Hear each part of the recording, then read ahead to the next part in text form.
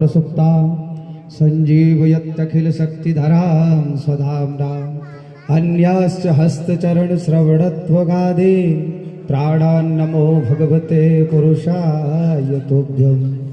बड़े ही हर्ष का विषय है, बड़े सौभाग्य का विषय है। मुझसे ज्येष्ठ श्रेष्ठ और बड़े विद्वान लोग यहाँ पर उपस्थित हैं।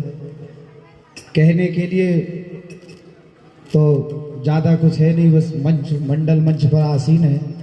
एक ही बात कहेंगे कि जैसे ये सत्संग के अविरल प्रवाह धारा बह रही है, यही बहती रहे, ऐसी चलती रहे और अविरल निर्मल बहती रहे, जिसमें आप और हम सब मिलकर के आवाहन अवगाहन आचमन ये सब करते रहे।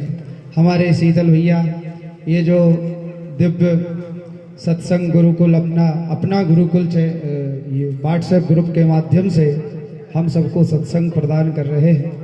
शास्त्र में आया है, इन प्रकारेण चाहे जैसे भी हो, तुलसी मेरे राम को रीझ भजो या खींच।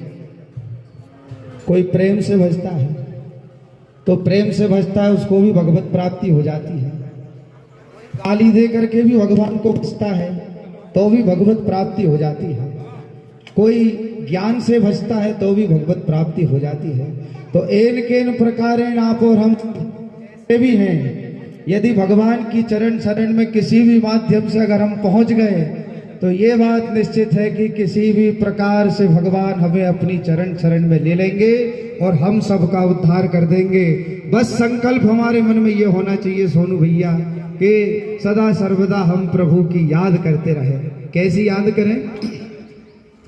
तो तुलसीदास जी ने कहा है, एक घड़ी आधी घड़ी आधी में पुनिया, तुलसी संगत साधु की अरही कोटि अपराध। साधु का मतलब ये नहीं है कि मूड मुड़ाए भय सन्यासी।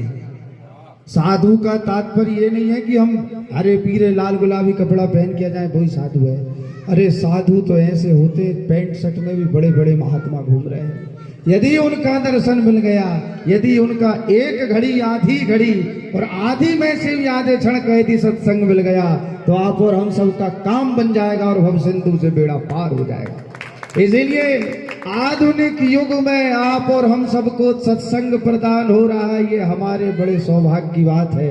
जन्म जन्म मुनि जतन कराही, अंत राम कहूँ आवत नाही। इसीलिए एक जगह और कहा है, हमारे बड़े विद्वान भजन गायक और सभी श्रोतागण आप बड़े विद्वान हैं, हमारे सामने भैया बैठे हैं और आप तो ज्येष्ठ के महीना में भी ज्येष्ठ श्रेष्ठ और सर्वश्रेष्ठ हैं हमारे भैया। एक जगह एक बात आई है कि इन प्रकार जैसे भी यदि परमात्मा की चरण शरण में पहुंच जाए, तब किसी ने पूछा कैसे, तो ऐसे पहुंचना चाहिए। अवतरणिका कहते हैं सीढ़ी को, जो नीचे से ऊपर जाए और ऊपर से नीचे आए उसको अवतरणिका कहते हैं। तो कोई एकदम से फिसल जाता है तो भी नीचे ही आता है, कोई सनई सनई उतरता है। प्रश्न ये उठता है कि वही अवतरणिका जाकर के उसको कुआं में रख दिया गया। एक पहले से कुआं में गिरा था तो वो बचा रहा है, नीचे से आवाज लगा रहा है बचाओ बचाओ बचाओ। तो बहुत सारी भीड़ इकट्ठी हो गई तो उन्होंने पूछा कि क्यों चिल्ला रहा है? बोले कुआं में गिर गया है इसलिए चिल्ला रहा है। जैसे दूसरा व्यक्ति भी उसमें उतरा तो उसको घबराहट नहीं हो रही है, लेकिन जो गिरा है उसको घबराहट हो रही है। क्यों? क्योंकि वो राम नाम रूपी अवतरणिका के सहारे संसार के भवसागर में उतरा हुआ है, इसलिए उसको घबराहट नहीं हो रही है। और जो ऊपर से नीचे गिरा है इसलिए उसको घबराहट हो रही है। इसीलिए जन्म जन्म मुनि जतन कराही, अंत राम कहूँ आवत नाही।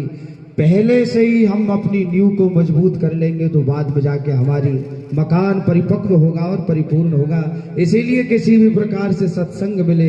हमारे तो दो ही हाथों में लड्डू है, भजन गा के भी भगवान की प्राप्ति भैया करा रहे हैं, हमारे दादाजी करा रहे हैं और व्हाट्सएप के माध्यम से भैया करा रहे हैं। इसीलिए दोनों हाथों में लड्डू है, इसलिए दो हाथ से खूब चकाचक खाइए और भव सिंधु से बेड़ा पार कराते जाइए।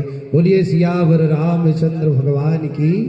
कुछ त्रुटियां हुई हो तो क्षमा प्रार्थी है आपसे।